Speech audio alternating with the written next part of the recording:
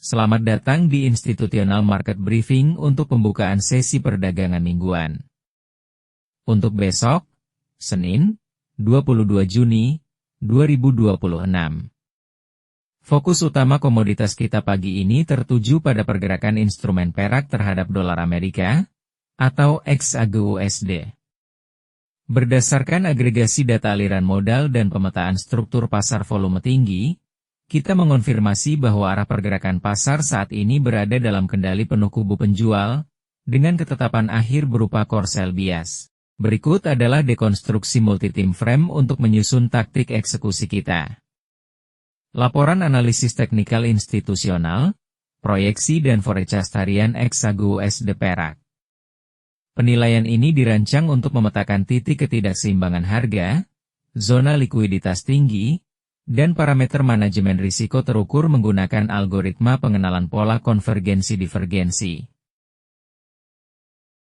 Kita mulai analisis dari jangkar makro, yaitu grafik time frame H4.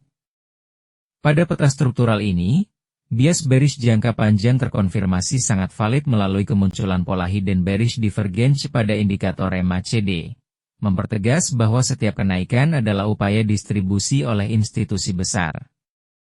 Di sisi lain, indikator MACD mendeteksi adanya regular bullish divergence mikro, yang mengindikasikan akumulasi volume korektif jangka pendek.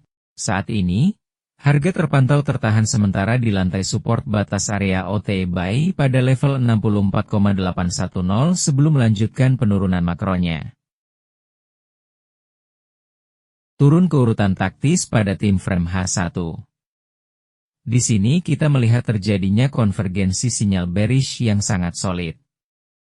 Pola regular bearish divergence yang sinkron terkonfirmasi terbentuk secara simultan, baik pada indikator MACD maupun MACD secara bersamaan.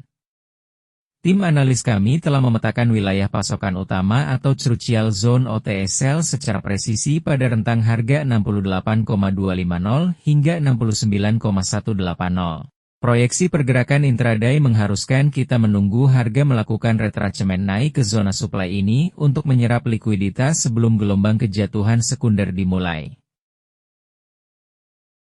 Mari kita amati mekanisme rebalansasi pasar melalui time frame M30.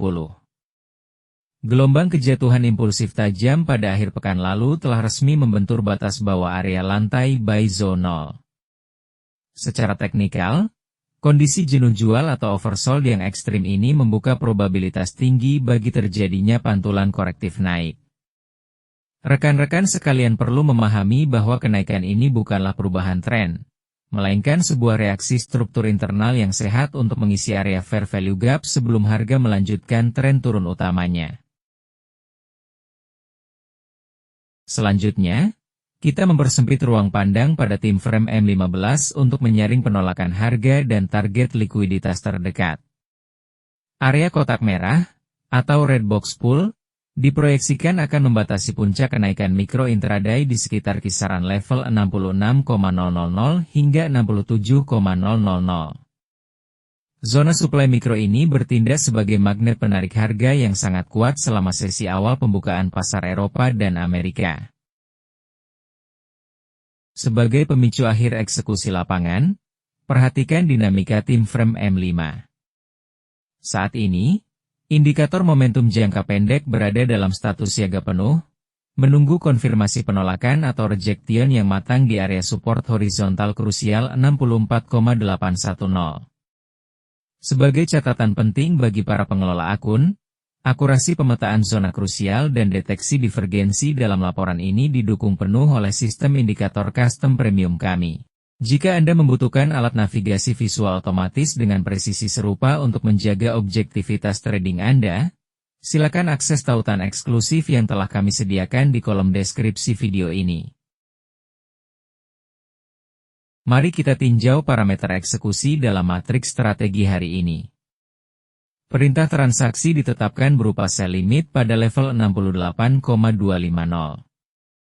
Batas proteksi modal atau stop loss wajib ditempatkan secara objektif di atas struktur tertinggi H1, yaitu pada level 69,180. Target keuntungan pertama, atau take profit 1, berada di level 66,000 untuk mengamankan partial profit, dan target akhir take profit 2 ditargetkan pada lantai struktural area buy zone 0 di level 64,810. Terakhir, protokol manajemen risiko institusional bersifat mutlak dan mengikat.